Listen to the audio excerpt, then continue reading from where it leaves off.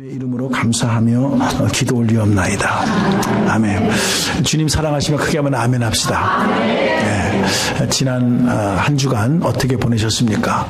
모처럼 우리 금요 찬양이 오늘 독립기념일 관계로 연휴를 맞이해서 쉬면서 많은 생각을 해보게 되면서 역시 이 세상은 기쁜 소식보다는 참 황당한 소식과 또 마음에 부담을 주는 소식들로 가득 채워진 한 주간이었다. 이렇게 생각을 해보게 됩니다. 한국은 한국대로, 미국은 미국대로 여러 가지 정치적으로, 경제적으로 어려운 상황 속에서 오늘 우리의 자녀들이 앞으로 10년 후, 20년 후에 어떤 분위기 속에서 이 미국 땅에서 살아갈 것인가, 또한 나는 나머지 인생을 어떻게 살아가야 될 것인가 라고 하는 생각을 현실 안에서 보기보다는 하나님의 말씀 안에서 조명해 보면서 한번 이 말씀을 오늘 본문 텍스트로 정해서 말씀을 증거하겠습니다. 여러분이나 저나 이 세상을 살아나가는데 좋은 말 참 들어서 기쁜 말 많이 있지만은, 그러나 두 가지의 단어가 항상 우리의 마음속에 새겨지게 되는데, 하나는 절망이라는 단어입니다. 또 하나는 소외됐다, 왕따를 당했다, 그런 기분을 느낄 때가 있다는 사실입니다. 성경은 여기에 대해서 외면을 하지 아니하고 현실 그대로 보여주고 있는 한 여인을 오늘 마가복음 5장에서 나타나지는 것을 보게 됩니다. 오늘 본문에 나타난 한 여인의 절망은 어디서부터 시작되어졌는가라고 본다면은 병이 들었다, 이렇게 말씀합니다. 이 병이 무슨 병이냐라고 성경을 읽어보게 되면 혈류증이라는 잘 익숙되지 않은 단어로서 표현되어지고 있는데, 이것은 여인이 피를 흘리는, 하혈을 하는 그런 병입니다. 요즘의 의학으로는 별로 그렇게 중요한 병이 아닐 수도 있지만 그 당시에 의학의 수준으로서는 상당히 난치 질병으로서 그렇게 기록되어져 있다라고 볼 수가 있습니다. 이 여인이 수고를 안 해봤겠습니까? 수고를 해봤습니다. 실제로 병이라는 자체는 다 절망을 주는 것은 아닙니다. 고칠 수만 있다면 오히려 그 병을 알므로써 잘 관리를 함으로 더 건강할 수가 있는, 더 오래 살 수 있는 그런 희망도 있을 텐데, 이 병을 고쳐보려고 노력을 했지만은 전혀 고칠 수가 없었다라는 데 이 여인의 절망이 있습니다. 그 절망을 성경은 26절에 이렇게 우리들에게 표현을 하고 있습니다. 많은 의사에게 많은 괴로움을 받았고 가진 것도 다 허비하였으되 아무 효험이 없고 도리어 더 중하여졌더라, 이렇게 말씀하고 있습니다. 얼마 동안 이 병이 계속되어졌느냐 하게 되면 25절에 12년 동안을 희망 없이 살았다. 12년 동안 이런 의사 저런 의사, 있는 돈 없는 돈 다 써봤는데 효과가 없었다. 이걸 현대말로 제가 한번 바꿔보니까 양의사를 찾아갔다, 한방의사도 찾아갔다, 민간의학도 몸에 좋다라는 약도 먹어봤다. 그런데 이런 노력을 다 해봤지만 전혀 효과가 없었다. 이 여인의 절망된 모습을 표현하고 있습니다. 한마디로 죽기만을 기다릴 수밖에 없는 그런 상태 속에서 이 여인은 하루하루를 살아가고 있었습니다. 저는 이것이 12년 동안 병을 앓았다라는 육체적인 병이라고 성경은 말하고 있지만은 실제로 우리의 삶 속에서 생각해 본다면 병만을 얘기하는 것이 아니에요. 여러분의 풀지 못한 아픔을, 섭섭함을 가질 때 그것이 평생의 한이 될 수도 있고요, 지금도 풀지 못하는 그 아픈 추억 때문에 평생을 살아나가면서 아파하고 괴로워하고 있는 모습들을 우리는 또한 봅니다. 두 번째로 소외라는 개념 속에서 봤을 때 결국은 내 병이 고쳐질 수 없다는 말인가, 불치의 병이라는 말인가, 이대로 죽어야만 된다는 말인가? 라는 것도 큰 고통입니다. 그러나 위로해 줄 사람이 옆에서 한 사람만 있어도요, 그 어려움을 이겨나갈 수가 있는 거예요. 근데 성경을 보세요. 사회도 이 여인을 받아들일 수가 없었고, 사랑하는 남편도 이 여인을 버렸고, 사랑하는 자식까지도 외면해버리는, 철저하게 외면된 상황 속에서 살아갈 수밖에 없었던 이 여인이었습니다. 이런 여인의 모습을 우리는 바라보면서 이 세상에서도 인정받지 못하고, 아니 가족에서도 인정받지 못하는 소외된 한 여인의 삶, 이런 형편 속에 있는 여인이 있었다. 여러분, 이것이 어찌 이 이름 모를 여인의 이야기만 되겠습니까? 여러분, 미국 땅, 어쨌든 간에 이 세계에서 제일 잘 사는 나라입니다. 미국 땅, 어쨌든 간에 이 미국만큼 인권이 보장된 나라는 없습니다. 우리가 뭐 소수민족이다, 억울하다 하더라도 이 세상에서, 이 지구촌에서 일어나는 모든 일들을 우리가 다 알지 못하지만 들리는 소식으로만 본다 하더라도, 그래도 인간이 인간답게 대접을 받을 수 있는 나라, 그래도 먹을 것이 있는 나라, 그 나라에 살고 있지만 여전히 여러분은 고독해하고 있습니다. 힘들어하고 있습니다. 자, 이런 상황 속에서 여러분들은 내 팔자야 라고만 주저앉을 것인가? 성경은 그렇게 끝났다고 한다면 성경이 아니죠. 그런 여인이 있었다. 그런데 그 여인이 어떻게 회복되어졌느냐 라는 그 전환점을 우리에게 보여주고 있습니다. 저는 이 말씀을 준비하면서 여러분이 2015년에 6개월간 전반전의 삶을 가지고 끌어안고 고민하기보다는 7월달부터 12월달까지, 뭐 2016년은 뒤로 하고 우리가 2015년에 이 하반기에 하나님이 나를 통해서 하실 일들, 하나님의 계획 가운데에서 나의 주어진 시간과 공간 속에서 하신 일들을 생각해 본다면, 또 한 번 이 여인의 불행한 과거를 놓고 괴로워할 것이 아니라 이 여인을 회복시켜 주시고 새롭게 하시는 주님을 만나게 되기를 주님의 이름으로 축복합니다. 여기에 결정적인 단어가 27절에 나오고 있는 것을 우리는 봅니다. 27절을 보게 되니까, 그런 여인이 있었다. 도리어 더 몸이 힘들어져 가고 있는데 그러던 차에 27절, 예수의 소문을 듣고 무리 가운데서 끼어 뒤로 와서 그의 옷에 손을 댔다, 이겁니다. 여기에 두 가지의 동사가 나옵니다. 무슨 동사냐게 되면 그 소식을 들었다 라는 동사, 그 다음에 손을 댔다 라고 하는 touch라고 하는 두 가지의 동사가 성경이 기록되어져 있는 것을 봅니다. 이것이 이 여인을 구체적으로, 실질적으로, 입체적으로 치료해주는 전기가 된 것이 듣고 만졌다, 이거예요. 듣고 만졌다.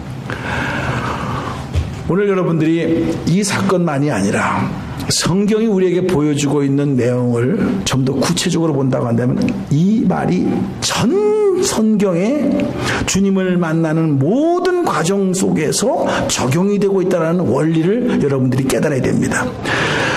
대표적인 전반적인 사건을 일일이 얘기한 것이 아니라 전반적인 그 내용의 원리를 한마디로 줄여서 얘기한 구절이 있었으니 요한복음 5장 24절입니다. 한번 화면을 보시면서 요한복음 5장 24절을 한번 보시기 바랍니다.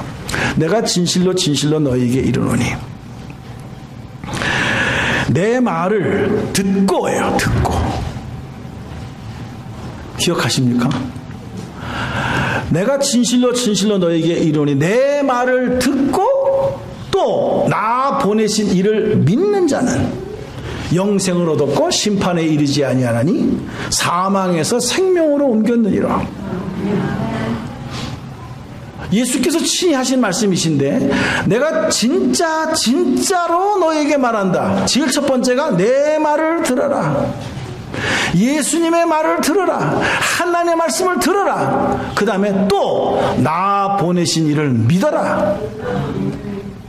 들어라, 믿어라. 그러면 결과가 영생을 얻었고 심판에 이르지 아니하나니 사망에서 생명으로 옮겼느니라. 성경의 위대한 역사는 들음에서 시작이 된다라고 말씀하고 있습니다. 근데 오늘 이 여인을 내용해보게 되면 27절에 무엇을 들었습니까? 예수의 소문을 들었다.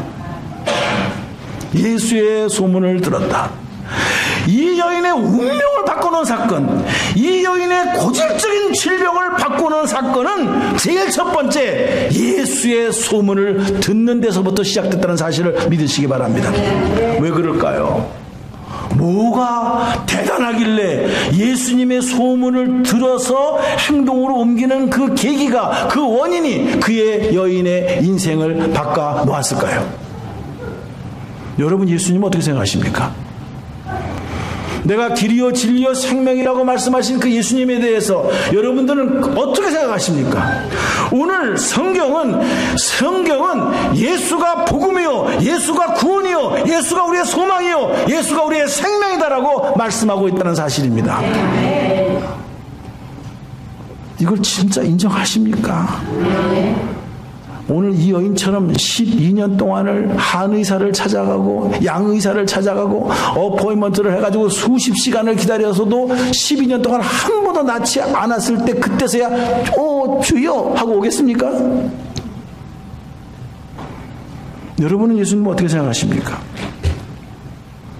바로 이 여인은 예수님에 대한 소문을 들었습니다. 내가 할 수 있는 방법, 내가 할 수 있는 노력 다 해봤지만 이 여인은 자기의 병을 고칠 길이 없었어요. 이 말은 미래가 없었어요. 소망이 없었어요. 그런데 어느 날 예수님이 자기가 살고 있는 동네에 들어오신다는 소식을 듣게 됩니다. 그는 예수님에 대한 소문을 듣고 있었어요. 예수님이시라고? 바로 그분이라고?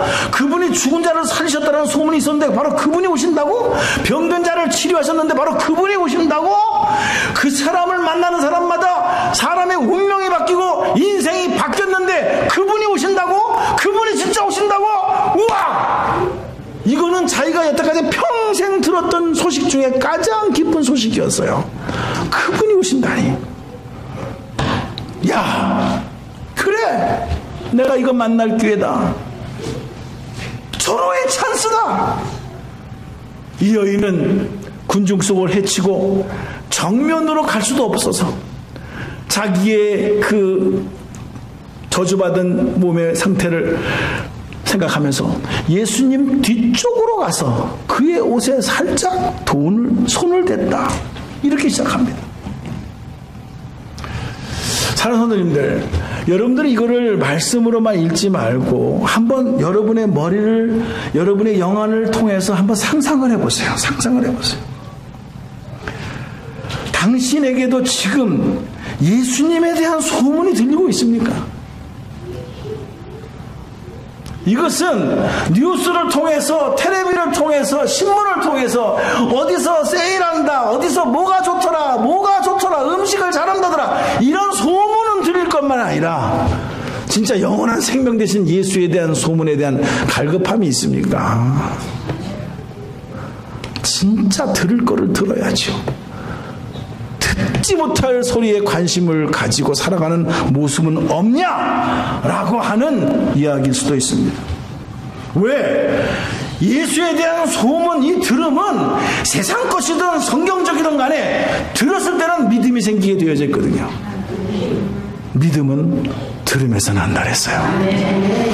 세상의 유행을 따라 살아가는 것도 믿음으로 살아가는 겁니다. 왜? 그것을 들렸기 때문에. 어디서 좋은 물건을 판다, 그것도 들었기 때문에 믿음이 생겨서 가는 것이지 그냥 갑니까? 근데 진짜 믿음은 들음에서 나고 들음은 그리스도의 말씀으로 되었느니라. 세상의 뉴스가 아니라는 거예요. 이것이 살리는 믿음이라는 거예요. 내가 예수님을 만날 수 있다, 내가 예수님을 경험할 수 있다, 이 소문을 듣고 그는 예수님께 다가갔습니다. 밀치고 밀리는 가운데에서 삐짓고 좀 비켜주세요 하면서 뒤에 가서 주님의 옷자락을 터치를 했어요. 저는 이 장면을 한두 번 묵상한 건 아닙니다만은 정말 우리의 인생에 어려움을 겪을 때 잘 돌아갈 때가 아니더라고. 세상만 해도 쥐뿌락이라도 붙잡아야 되겠다는 그런 심정, 이런 도저히 어떤 불가능한 상황 속에 있을 때 우리는 정말 간절한 마음으로 체면을 따지지 않고 주님 앞에 나아가는 모습을 한번 상상해 보세요. 여러분, 오늘 여기에 내용을 가만히 보게 되면은 이런 내용입니다. 당시에 예수님의 몸을 부딪히는 사람, 옷자락을 부딪히는 사람이 한두 명이 아니었어요. 많은 사람들이 예수님을 둘러싸여져 가지고 밀치고 에워싸 미는 것을 보시며 그랬어요. 31절에 그 장면이 그대로 나옵니다. 보시게 되면 제자들이 여짜오되 무리가 에워싸 미는 것을 보시며, 이미 예수님은 슈퍼스타였어요. 그냥 요즘 뭐 연예인들이 한번 떴을 때 아이들이 달려가서 뭐 오빠 하면서 하는 것처럼 서로 만지려고 별걸 하는 것처럼 슈퍼스타였어요. 그들은 호기심에서 만질 수 있고 밀쳐서 부딪힐 수 있고 다 그런 거였어요. 그런데 거기에서 주님은 하나도 반응을 하지 않으셨어요. 여기서 여러분들이 반드시 캐치해야 될 장면입니다. 수많은 사람들이 밀쳐지는 과정 속에서 만져지고 그리고 부딪혀지고 하는 것에 대해서는 아무 반응을 하지 않으신 예수님께서 전혀 다른 종류의 만짐을 기억하셨어요. 그것도 몸도 만진 게 아니에요. 옷자락을 만졌어요. 여러분, 누가 내 뒤에 와서 옷자락 만졌는데 감각이 있는 사람이 있습니까? 없어요. 근데 주님은 어느 한 여인의 그 간절함 속에서 자기의 몸도 만진 것도 아니고 옷자락을 만진 것을 감각적으로 느끼면서 하시는 말씀이, 누가 내 옷에 손을 대었느냐. 우리가 믿는 예수님이 이런 예수님이세요. 여러분의 감정을 못 읽는다고요? 내 형편과 처지를 모른다라고요? 천만의 말씀입니다. 내 몸에 닿지도 않았는데 옷자락만 만져도 누가 내 옷자락을 만졌느냐. 수많은 사람들이 스쳐갔음에도 불구하고 거기에 대해서는 하나도 대꾸도 하지 않냐고 반응도 하지 않냐. 하나님께서 한 여인의 눈물의 간절한 소원 속에서 응답하시고 반응하시는 예수님이세요. 하물며 당신이겠습니까? 그러면 이 여인은 어떤 만짐이었는데 그 만짐에 대해서 주님은 특별히 기억하시고 공개적으로 물어보십니까? 28절에 나와 있어요. 이는 내가 그의 옷에만 손을 대어도 구원을 받으리라 생각함이로라.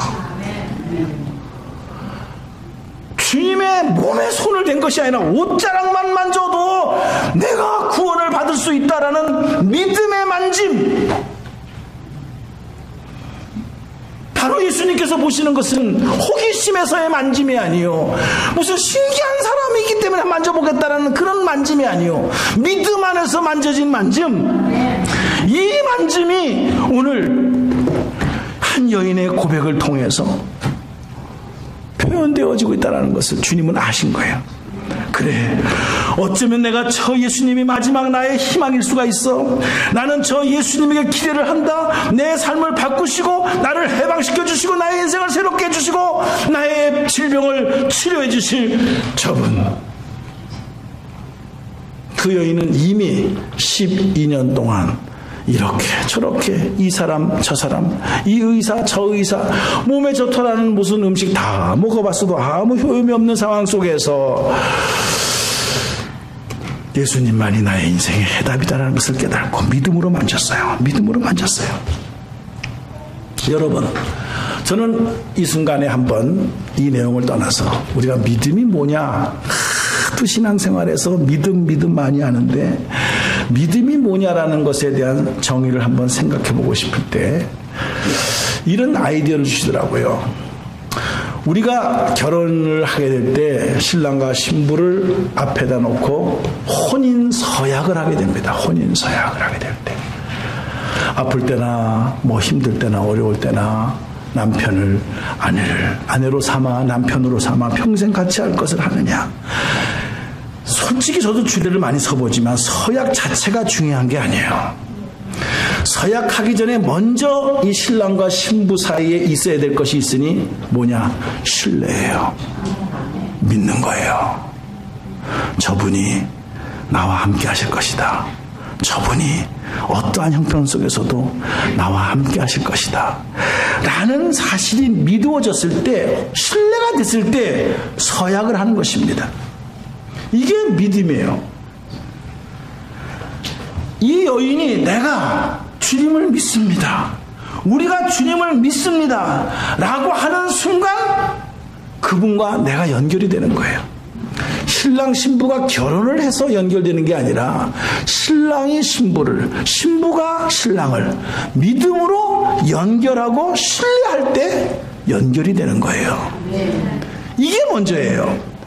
당신은 나의 구세주이십니다, 나의 주님이십니다, 이것을 고백하는 그 고백 자체가 중요한 게 아니라 그 고백 속에 신뢰할 수 있느냐는 거예요. 세상에서도 아플 때나 즐거울 때나 가난할 때나 부할 때나 변하지 않고 당신을 아내로, 당신을 남편으로 맞이하겠습니다, 이 고백이 신뢰할 때 가능한 것이지, 수시로 변한다고 했을 때 그 고백이 무슨, 우리는 꽹가리지, 형식이지 무슨 의미가 있겠습니까? 이 여인은 이런 거예요. 29절을 보게 되면은 그 순간에 보십시오. 이에 그의 혈루의 근원이 곧 마름의 병이 나은 줄을 몸이 깨달았다 그랬어요. 혈루의 근원이, 병의 근원이, 문제의 근원이 해결됐다라는 거예요. 근데 이 해결된 게 자기가 잘나서가 아니라 주님께서 말씀해 주신 내용이 있습니다. 뭐라고 말씀하니까 30절에 예수께서 그 능력이 자기에게서 나간 줄 안다라는 거예요. 나간 줄 안다. 이야, 난 이 말씀이 너무너무 진짜 마음에 와닿더라고요.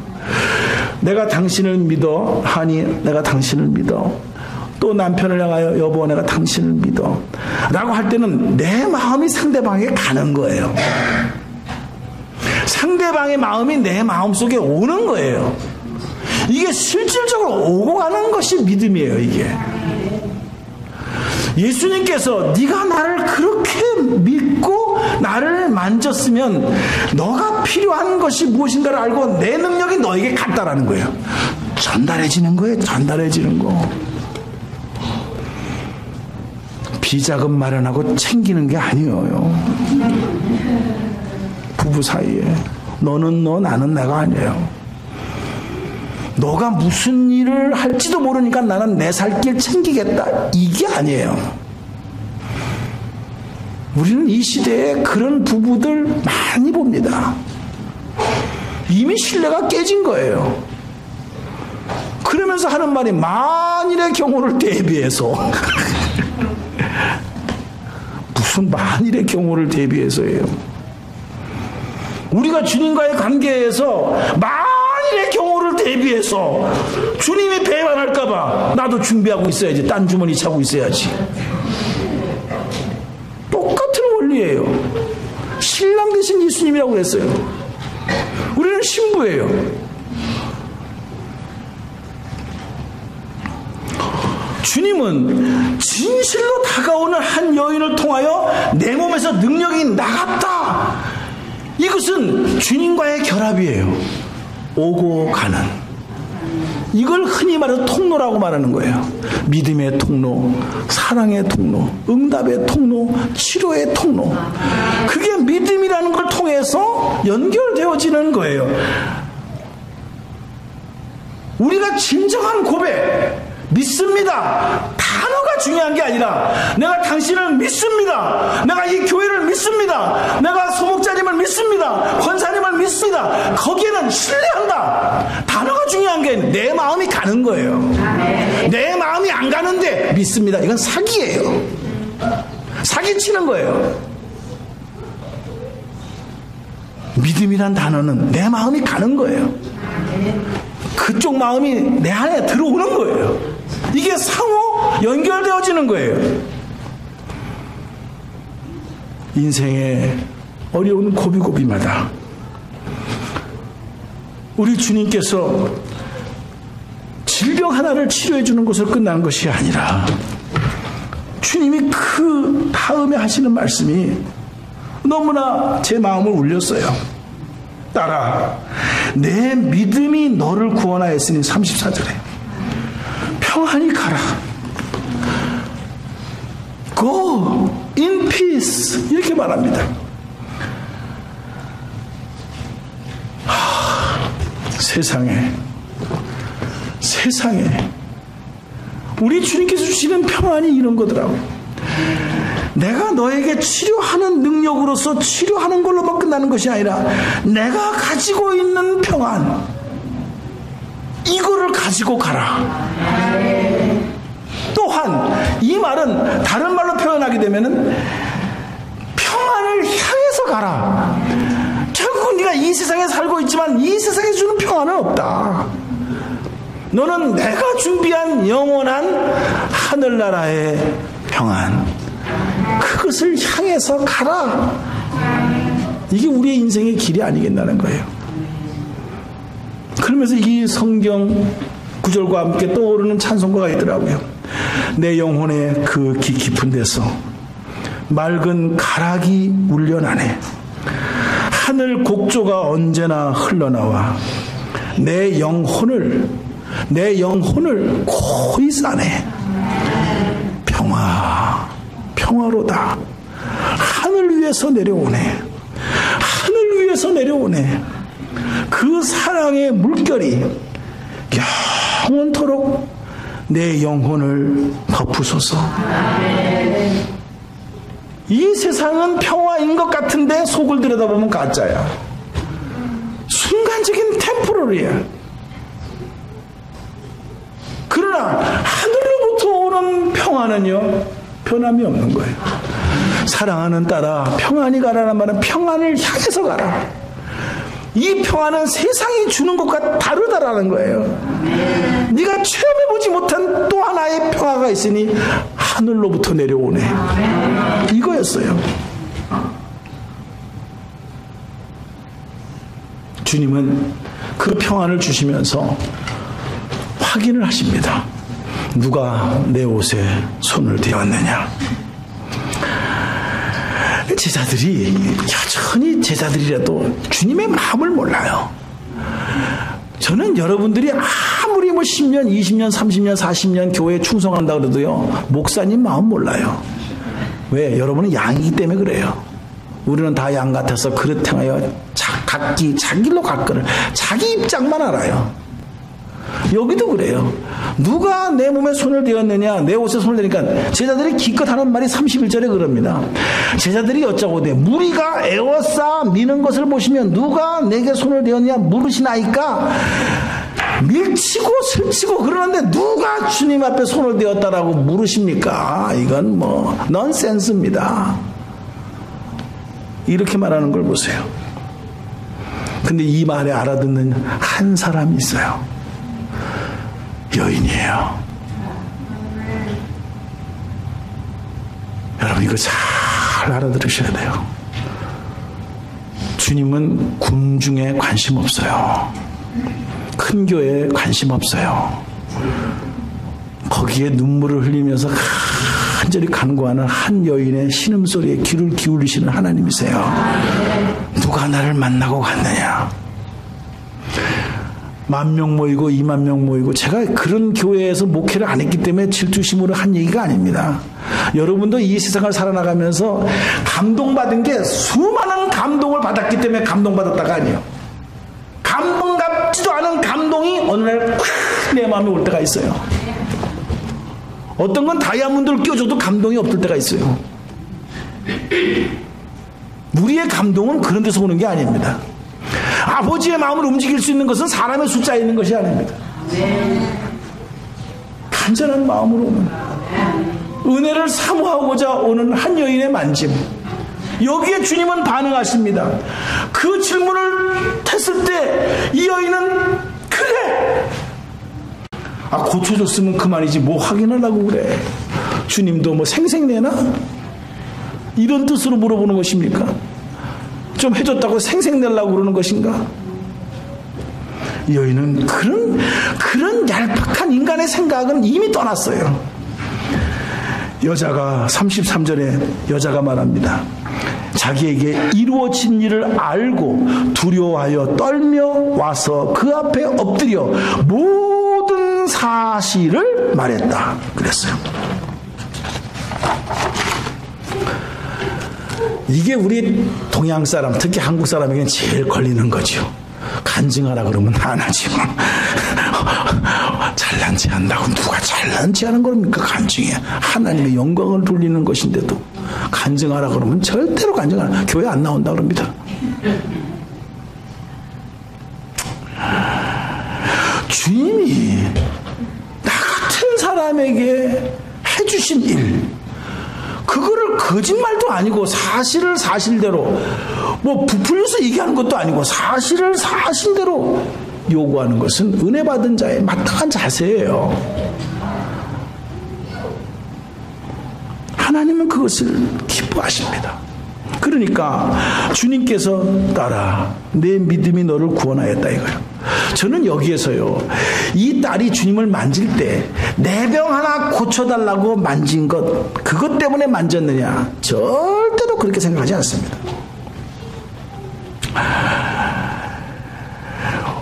오늘 이 여인이 예수의 소문을 듣고 손을 댈 적에 이는 28절에 내가 그의 옷에 손만 대어도 구원을 받으리라 생각함이라 그랬어요. 솔직히 여러분, 이 장면을 더 자세히 보게 되면은 예수님이 이 여인 만나려고 한 게 아니죠. 성에 들어가실 때 여러분 아십니까? 야이로의 딸이 병들어가지고 회당장이 예수님을 모시러 가는 도중에 이 여인이 중간에 낀 거예요. 그러니까 이건 엑스트라예요, 엑스트라. 주연 배우가 아니에요. 엑스트라 배우예요. 주연 배우는 회당장이 예수님을 모시고 자기 딸 야이로가 죽었으니까, 그러니까 야이로의 딸 회당장 죽었으니까 그 사람을 고쳐달라고 모시러 가는 과정 속에서 엑스트라로 낀 장면이에요. 이 장면 읽어보시게 되면 아시겠습니다만, 이거 나가다가 벌써 자식이 죽었으니까 늦었다, 이렇게 하면서 주님 왜 지체하셔가지고 우리 딸은 죽게 합니까? 이렇게 말하는 장면이었거든요. 이게 한 여인의 병든 것만 가지고 따진다고 한다면, 그러면 야이로의 딸은 어떻게 될 거예요? 회당장 중에 하나인 야이로라는 사람이 예수를 보고 발 앞에 엎드려 구하오되 내 어린 딸이 죽게 되었다. 그럼 야이로의 딸이 죽은 것은 생명이 아니고 이 12개를 혈루증 앓는 여인만은 고쳐주면 이건 it's not fair, 공평하지 않지 않습니까? 이 얘기를 한 게 아니지요. 이 본문 전체 속에서 진짜 당신이 주님을 향한 간절한 믿음, 교회를 향한 진정한 믿음, 예수님을 향한 진정한 믿음이 있느냐는 거예요. 이걸 물어보시는 거예요. 여기에 주님이 반응하시고 그리고 고백하게 하시는 거예요. 당신은 예수님을 어떻게 믿고 교회 다니십니까? 신앙생활을 하십니까? 오늘 우리가 이 후반전을 시작하는 첫 번째 주일날, 여러분의 기분대로 움직일 수는 있지만 여러분의 기분에 의해서 움직여지는 예수님이 아니십니다. 그분은 하나님이십니다. 우리의 생과 사와 화와 복을 주관하시는 하나님이십니다. 저는 신앙생활을 여러분과 같이 하면서, 목사님, 오늘 찬양에서 제 인생이 바뀌었어요. 찬양하는 가운데 눈물 콧물 흘리는데 그 사람의 멜로디가 좋아서가 아니에요. 어느 날 그 가사가 나를 때리는 거예요. 그래서 내 인생이 바뀌어지면서 주님을 만나는 감격 속에서 이 성전을 떠나는데, 어떤 사람은 오늘은 모르는 찬송만 부르네, 하나도 뭐 내가 알지도 못하는 찬송만 부르네, 이러고서는 흥흥거리면서 갈 수 있다 이거 말이에요. 찬송 하나를 듣더라도 알든 모르든 그 가사에 올려지는 그 하나님의 마음을 내가 믿음으로 받을 때, 그것은 노래가 아니고 찬송이 되는 것이고, 찬송이라도 내가 아는 거 아무 생각 없이 부르면 그건 노래가 되는 거예요. 신앙생활 하다 보면 목사님, 전 기도하다가 내 인생이 바뀌어졌어요. 하나님의 음성을 들었어요. 주여, 내가 주님 앞에 갑니다. 내가 주님 앞에 솔직히 내 문제를, 나의 연약함을 내어놓습니다. 왜? 주님만이 나를 아시잖아요. 내 형편을 아시잖아요. 주님이 내 기도를 들어주시고 주님이 내 응답이 되십니다. 주님이 나의 최후의 희망이고 마지막 소망입니다. 주님, 나를 만나주세요 하고 주님을 신뢰하는 거예요. 믿는 거예요. 기도하는 동안에 기도의 내용을 보게 되면 신뢰하기 때문에 기도하는 것이지, 믿지도 않는데 무슨 기도를 합니까? 누가 그분을 향해서 나의 어려운 문제를 고백합니까? 믿으니까 하는 거지. 여기에서 우리의 인생이 바뀌어지는 거예요. 여러분, 이제 묻습니다. 여러분은 믿음으로 예배 드리십니까? 온 만 가지의 생각이 다 머릿속에 왔다 갔다 몸은 앉아있고 예배 드렸다, 주일 지켰다, 이렇게 하십니까? 믿음으로 말씀을 받습니까? 믿음으로 기도합니까? 믿음으로 찬양합니까? 우리는 분위기 따지고 아는 노래 모르는 노래, 뭐 기도가 뭐 철에 평가나 하지. 내가 진심 어리는 기도를, 진솔한 기도를 아버지 앞에 드린 적이 몇 번이나 있습니까?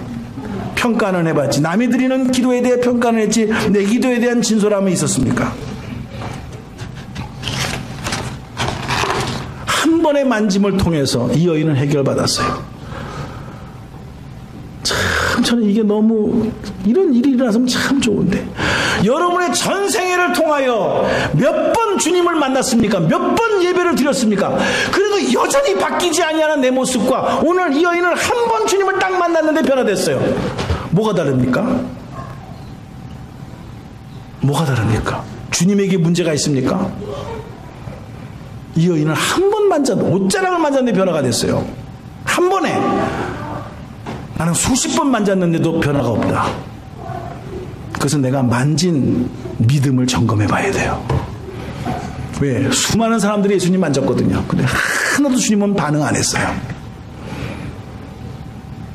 믿음으로 만진 한 여인에게만 반응하신 주님이세요. 나는 어떤 마음의 자세를 가지고 오늘 예배를 드립니까? 이 질문이더라고요, 보니까. 그러면서 주님이 하시는 말씀이 내 몸에서 능력이 나갔다라는 거예요. 예수께서 그 능력이 자기에게서 나간 줄을 스스로 아셨다 그랬어요, 주님이. 이야, 저는 소름이 끼치더라고요. 저는 이것을 성령의 도우심으로 깨달은 게 있는데, 이게 십자가구나. 당신이 예수를 믿는 순간에 예수의 모든 능력을 내쏟아 전달돼. 당신이 예수를 믿는 순간에 십자가에서 이루신 모든 능력이 다 여러분에게 유효하게 들어가. 이런 원리더라고. 내 몸에서 능력이 나간다. 십자가상에서 물과 피를 쏟으신 그 모든 물과 피는 바로 당신을 위해서 들어가는 거예요. 예수의 피가, 영원한 생명이 여러분에게 들어가는 거예요. 이게 십자가예요. 근데 이거는 우리가 믿음으로 받는 거예요. 너희가 그 은혜로 인하여 믿음으로 말미암아 구원을 얻었나니. 은혜는 하나님 편에서 이루어지는 것이지만 받아들이는 통로는 믿음이에요. 믿음은 신뢰하는 거예요. 근데 우리는 그것을 못 믿어요. 나만 당하면 어떨까? 이런 항상 의심이 생겨지는 것이죠. 그런데 오늘 제가 여기서 더 말씀을 묵상하다가 또 한 번 가슴에 울리는 내용은 뭐냐 하게 되면은, 여러분도 아시다시피 12년 동안 병치레를 하고 친구도 가족도 다 버려진 이 여인이, 돈도 떨어졌다고 한 여인이 무슨 힘이 있었겠어요? 아무 힘이 없는 진짜 상한 갈대와 같고 꺼져가는 심지와 같은 그런 속에서 주님을 만나야 되겠다라고 해치고 군중을 지나가는데 비켜주세요, 비켜준대. 그 여인이 무슨 힘이 있어서 그 군중을 해치고 주님을 만질 수가 있었겠어요? 못 만져요.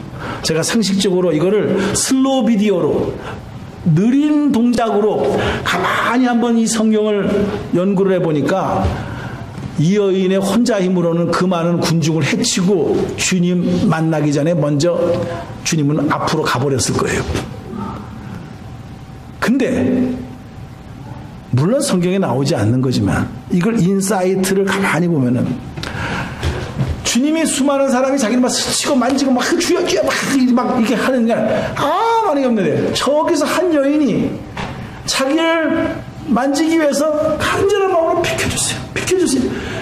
직감적으로 주님을 아시는 거예요. 직감적으로 주님을 아시는 거예요. 주님이 그 여인이 자기를 만질 수 있도록 그 여인 쪽으로 가까이 가지 않았을까 일부러.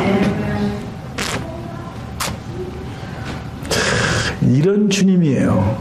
우리가 믿는 주님이 이거예요. 저러다가는 저 여인은 나 만지기 전에 저 군중 속에서 실려가지고 밀려서 만지지도 못하고 그냥 갈 것 같아. 나는 또 회당장 야이로의 집을 가야 돼. 못 만져요. 못 만나요. 근데 주님은 이 한 여인의 간절한 소원에 반응하시고 만질 수 있도록 오히려 주님이 가다가도 그쪽으로 가면서 그래서 만질 수 있지 않았는가, 이런 상상을 제가 해본 거예요. 여러분이 고통 중에서 몇 년 동안 또 풀리지 아니하는 의문 속에서 시험이 들어서 몇 시간 동안, 며칠 동안 고민할 수는 있어. 인간이니까. 그러나 문제는 여러분 스스로는 해결이 없어요. 그 얘기예요. 있는 돈 없는 다 써봐도 해결 없어요. 한의원, 양의원 다 찾아가봐도 해결 없어요. 예수님 만났을 때 이 여인은 해결된 거예요. 그리고 주님께서 평안을 향해서 가라. 이 세상에 또 다른 환난이 있을 것이다. 이 세상에 또 다른 어려움이 있을 것이다. 이거 병 났다고 해서 다른 병 걸리지 말라는 법 없다. 또 다른 병 걸릴 수도 있다. 그러나 내가 너에게 주는 평안이 따로 있다. 그 평안을 향해서 가라. 이런 응답을 받았어요. 그래서 주님은 오늘 저와 여러분에게 수고하고 무거운 짐지자들아 다 내게로 오라. 그런 거야. 내가 너를 쉬게 하리라. 쉼은 평화예요. 평강이에요. 평강이 없는 쉼이 어디 있습니까? 쉼 있고 평강이에요.